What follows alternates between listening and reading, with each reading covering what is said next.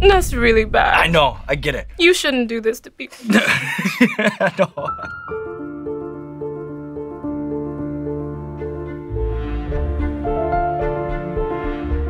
Hey, what's going on, everybody? For First We Feast, I'm Sean Evans, and you're watching Hot Ones. It's the show with hot questions and even hotter wings. And today we're joined by Lupita Nyong'o.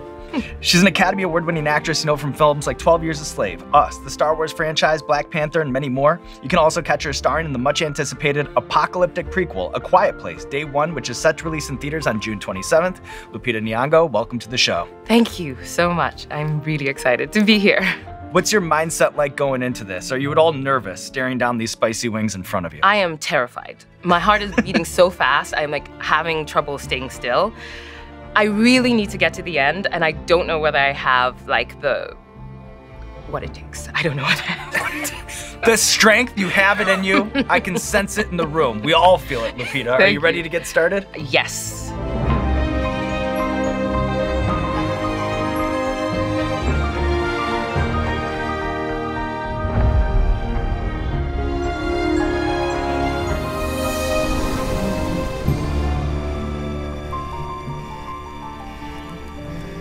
Over here. Yep. Oh boy, that is... Okay. Okay.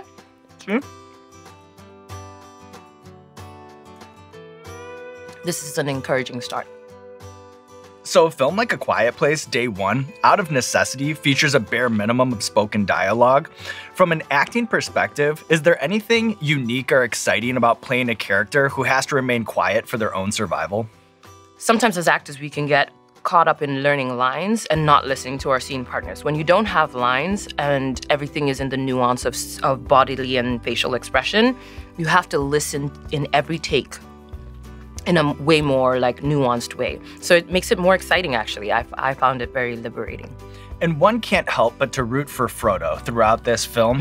How would you distill the experience of working opposite a cat? Well, first of all, I was very afraid of cats before I took this film, and it was one of the things that was holding me back from saying yes. Wow. The cat was the real #1 of this show, you know, because when the cat's on set, everything has to cater to the cat. Everybody's got to be quiet. Nobody can make any sudden movements, and that was a little annoying, I have to say. Upstaged by the cat. Totally upstaged by the cat. And then we would do a take, and I would think it was great, and Joseph Quinn would think it was great. And then they'd say, well, the cat was looking at the camera. You have to do that again. And you kind of just went, ah! But yeah, so patience is what I learned.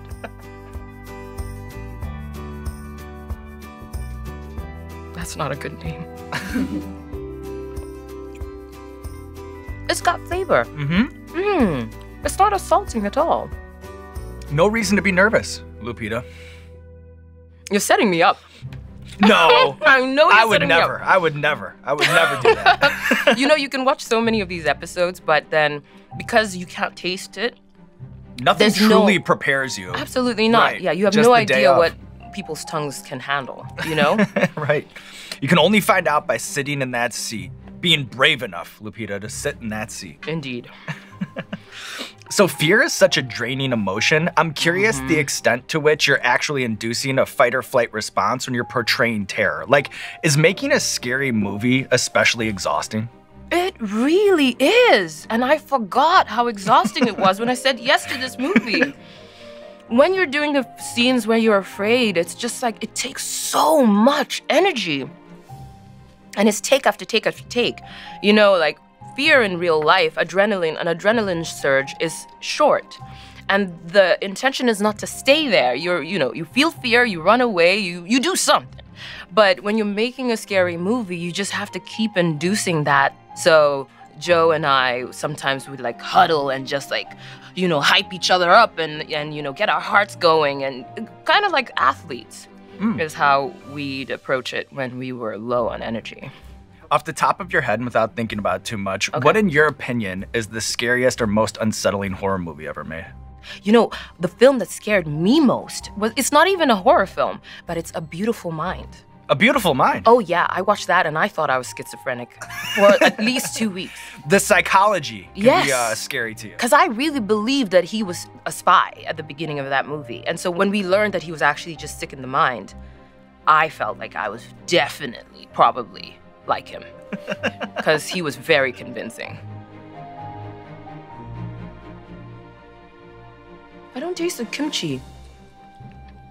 But it has flavor. I think when hot things have flavor, they're so much easier to take. Right. Well, you know what I think? Like after doing this job for so long, you start to respect like when people thread that culinary needle, right? Where something is super spicy. Maybe it's uncomfortable to eat, but it's so good that it's always inviting the next bite. Yeah, you know? you're exploring the flavor and yeah, your tongue is excited because it's being stimulated in all sorts of places.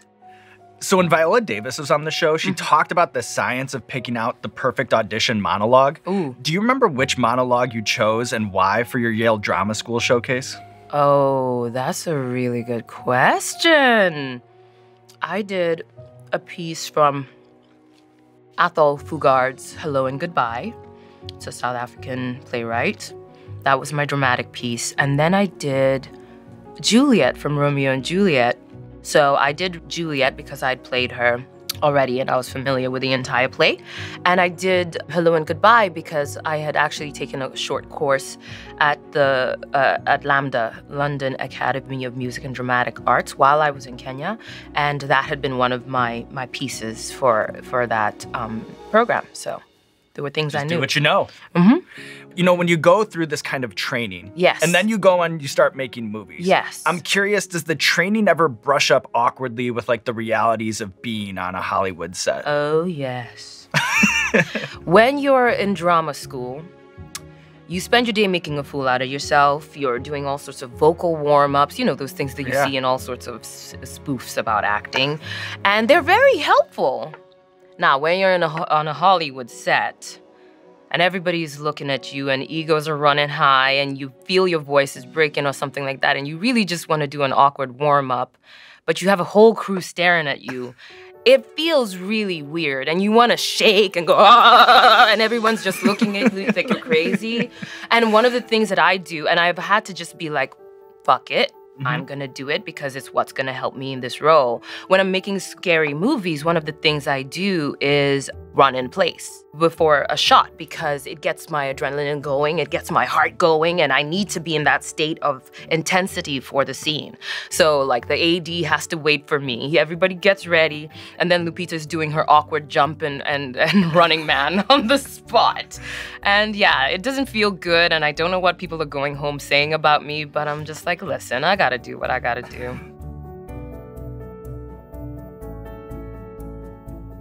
You ask such engaging questions. You forget that you're eating these scorching hot chicken wings. Yeah. I appreciate you.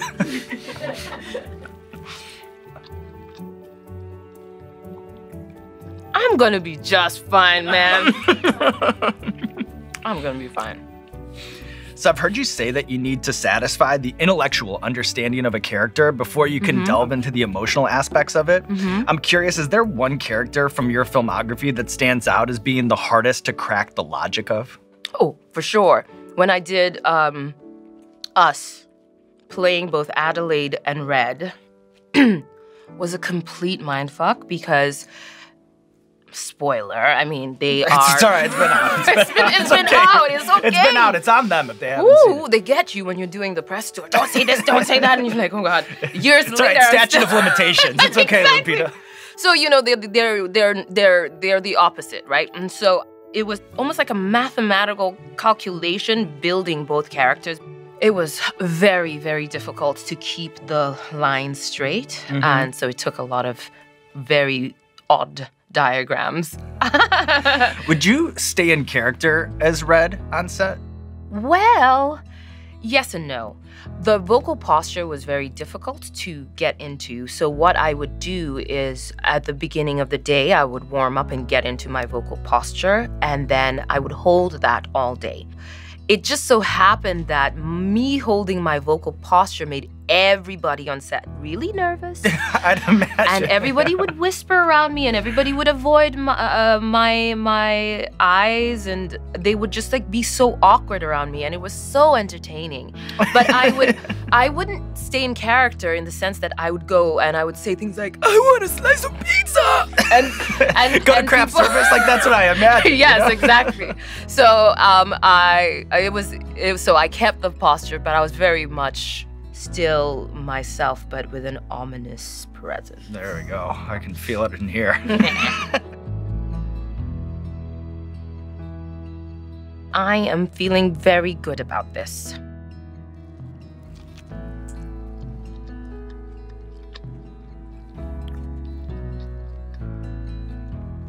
I'm so much better at this than I realized.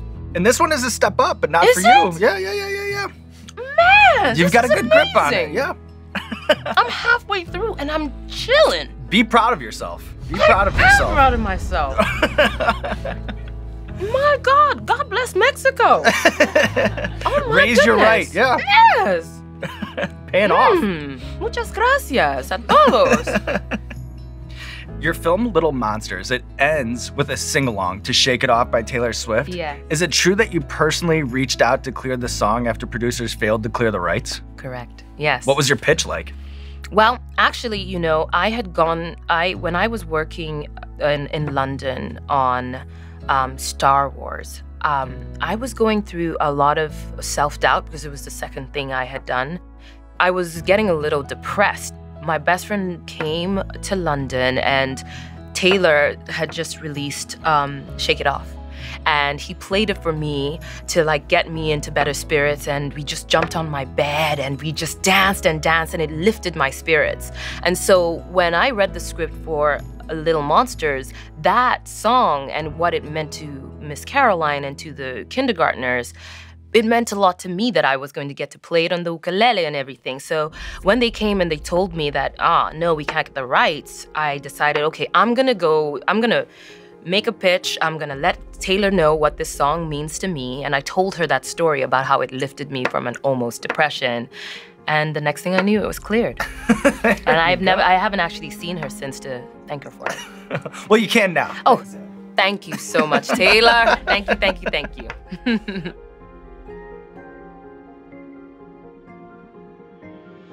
245, okay.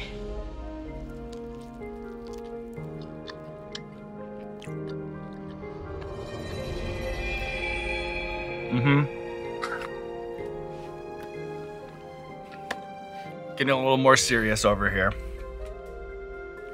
You have lied to me.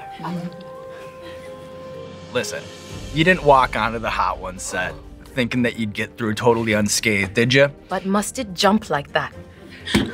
You know what? I thought it was supposed to be. No. It's been jumping. No, my friend, no. There is a definite extreme jump that has just occurred. Okay, well, I don't want to lie to you anymore. That's kind of the track that we're on going forward, all right, Lupita? But you got it. So I've heard you say that drama school prepared you for struggle, that it prepared you for failure, but not for sudden fame and opportunity. Did you find that you were actively creating a public persona in real time after the Oscars catapulted that kind of spotlight on you? When all of a sudden the paparazzi were chasing me down, and people would like scream when they saw me, and I realized, oh, something's happened. Just like what happened here. Yeah. I was a plebeian and then I was not. There's a paradigm shift. It's just like immediate. So, and I kind of reacted like I did to these wings. Oh my God. Yes, it was odd and it was overwhelming, and it took me some time to adjust to it. To be a public figure, they have a projection of who you are. It's bestowed on you and you kind of participate. Just in the same way, there's a version of me that is a sister, and then there's a version of me that is that comes out when I'm with my friends in Kenya, and a different version with my friends in America. Code shifting is very much a part of being human, and so I code shift into my public persona, and then I go home and I'm just Amondi.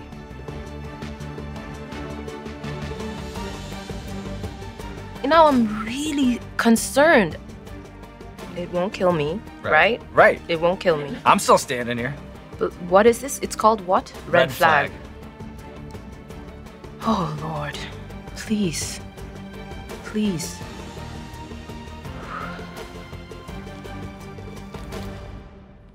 There we go.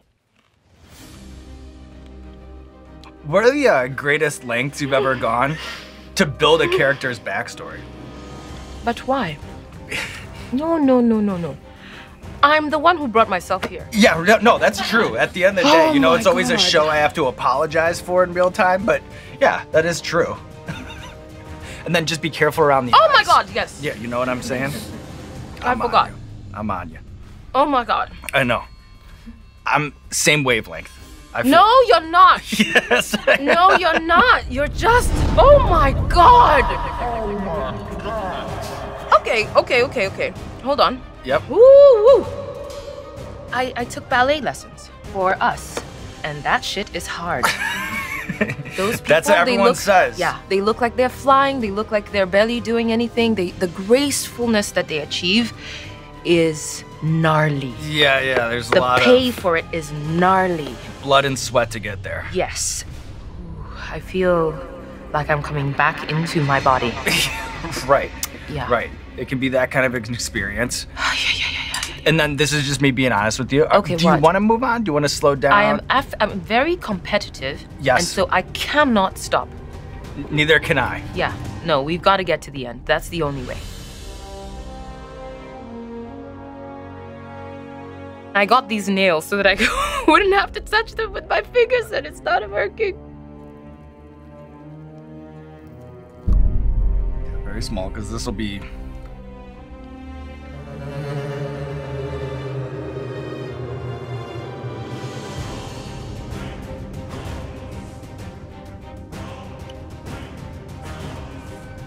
I'm just sad now. I know, I get it. I get it. And then just be careful, be careful. Oh my God, Oh, I know. it's awful. I know. And I feel awful. I Oh feel my awful God. on this side of the set.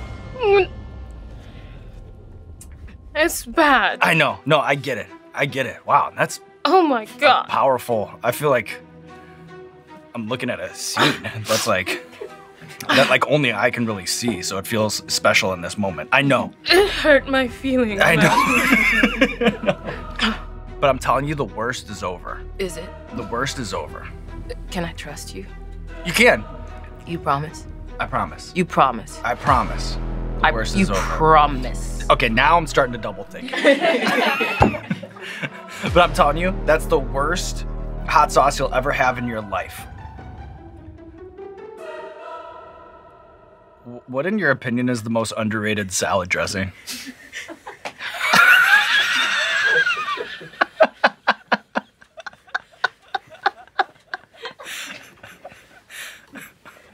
Thank you. I needed that, man. I really like a lemon vinaigrette. Is it underrated? It's just lemon and vinegar and olive oil and salt and pepper. Okay. Hoo-wee. Right? And it does clear, right? It's that intensity. It's And then you get to the other side of it. fucking intense. I know. Man. Do you think it could be like, do you think hot sauce could be like an acting tool? Do you think like you can like tap into something? That could work, actually. If I'm ever playing a batshit crazy person, I'm going to have to take that with me. Yes, this is going to be on my rider. There is a part of me that did feel like I was like in a scene with you, you know?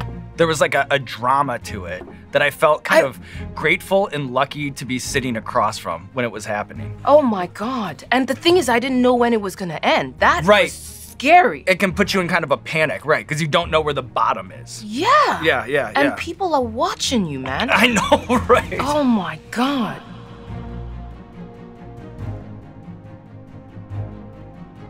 Small bites. Small bite. Oh, I know, even their small bites ain't that small, Lupita. So I know that you worked as a production assistant on film sets while in college, including in The Constant Gardener. I'm curious, is there a job on a film set that goes unseen by moviegoers, but that you think is most important to the final product? Jobs. On a film. Yeah. I know, but not like the bomb. I'm Jobs on a film set. Okay. Yeah, like I want to throw this at you. I get it. Jobs on a film set that go unseen. Yeah, but that are really important. That are really important.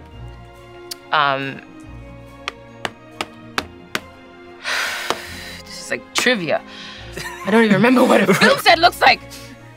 I don't know what their official name is, but the people who keep the hygiene, they are extremely important because they can make or break your day. Yeah. Sometimes you have costumes that are like impossible to get in and out of, and if you're in a porta potty that is like unacceptable, you know, it's not well cleaned and everything, it can be a problem. It can be a major problem, major problem.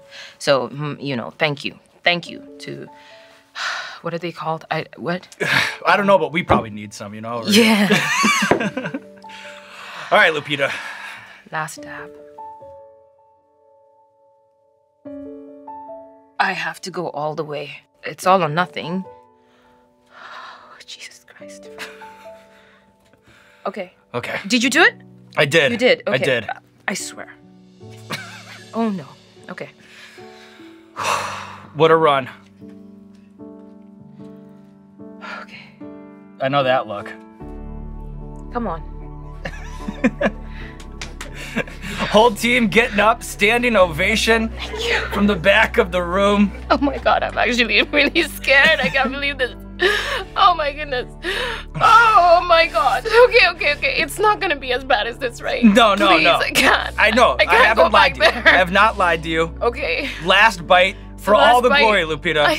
I'm so mad I'm crying about this. I'm so mad about it. Okay. Bam. Done.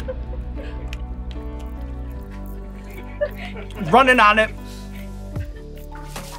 And just one more question. You know, we've covered a lot of ground today, but to close things out with the last question, I want to channel Jay-Z, who, as you know, shouted you out in the We Made It freestyle. I'm curious, philosophically, what does it mean to you to be on my Lupita Nyong'o? What? I'm on, okay. It's this. Yeah. It's this right here. It's like, they're coming at you. Huh? They're trying to pull you down, but you're winning. That's what being on one's Lupita Nyong'o is. Okay? On one's Lupita Nyong'o, taking on the wings of death, living to tell the tale, and now there's nothing left to do but roll out the red carpet for you. This camera, let the people know what you have going on in your life. Okay. Which one? That one? Whichever one you want. Okay, all of you, go see Day One. Go see Day One. I'm not staying quiet about it. Don't stay quiet about it until you're in that cinema. Go see Day One and then shut up and watch it.